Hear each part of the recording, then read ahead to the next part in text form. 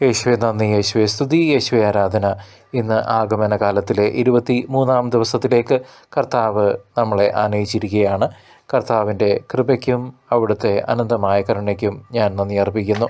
ആഗമനകാലം ഒരുക്കത്തിൻ്റെ കാലം മാത്രമല്ല പ്രിയ സഹോദരങ്ങളെ, ആർദ്രതയുടെയും പങ്കുവെക്കലിൻ്റെയും കൂടി കാലമാണ്. കാലിത്തൊഴുത്തിലെ ദാരിദ്ര്യത്തിലേക്ക് പിറന്നു വീഴാൻ പോകുന്ന ഉണ്ണി ഈശോയെ സ്വീകരിക്കാൻ നാം ഒരുങ്ങുമ്പോൾ നമുക്ക് ചുറ്റുമുള്ള ദരിദ്രരിലും പാർശ്വവൽക്കരിക്കപ്പെട്ടവരിലും ക്രിസ്തുവിനെ ദർശിക്കാൻ നമുക്ക് കഴിയണം. ആഗതികളെ സഹായിക്കുന്നത് കേവലം ഒരു സാമൂഹിക സേവനമല്ല, മറിച്ച് നമ്മുടെ ക്രിസ്തീയ വിളിയുടെ അവിഭാജ്യ ഘടകമാണ്.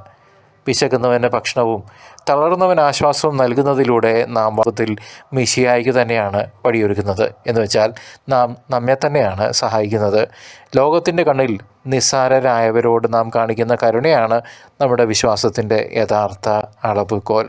പ്രിയ ദൈവജനമേ, ദൈവസ്നേഹത്തിൻ്റെ പ്രകാശം അശരണരായ സഹോദരങ്ങളിലേക്ക് പകരുമ്പോഴാണ് നമ്മുടെ ആഗമനകാല ഒരുക്കം പൂർണ്ണമാകുന്നത്. സ്വാർത്ഥതയുടെയും ആഡംബരത്തിൻ്റെയും മനോഭാവം വെടിഞ്ഞ് ഇല്ലായ്മയിൽ കഴിയുന്നവരുടെ കണ്ണുനീർ തുടയ്ക്കാൻ ഓരോ കത്തോലിക്ക വിശ്വാസിയും കടപ്പെട്ടിരിക്കുന്നു. ക്രിസ്മസ് സമ്മാനങ്ങൾ കൈമാറുന്നതിനേക്കാൾ ഉപരി ആരുമില്ലാത്തവർക്ക് താങ്ങായി മാറുന്നതാണ് ഏറ്റവും വലിയ പുണ്യപ്രവൃത്തി. എളിയവർക്കായി ഹൃദയവും കരങ്ങളും തുറക്കുമ്പോൾ നമ്മുടെ ഉള്ളിലും ഒരു കാലിത്തൊഴുത്ത് ഒരുങ്ങുന്നു. ഈ ക്രിസ്മസ് കാലത്ത് ഒരു അഗതിയുടെ ജീവിതത്തിൽ, ഒരു വ്യക്തിയുടെ ജീവിതത്തിൽ പ്രത്യാശയുടെ കിരണമാകാൻ നമുക്ക് പരിശ്രമിക്കാം.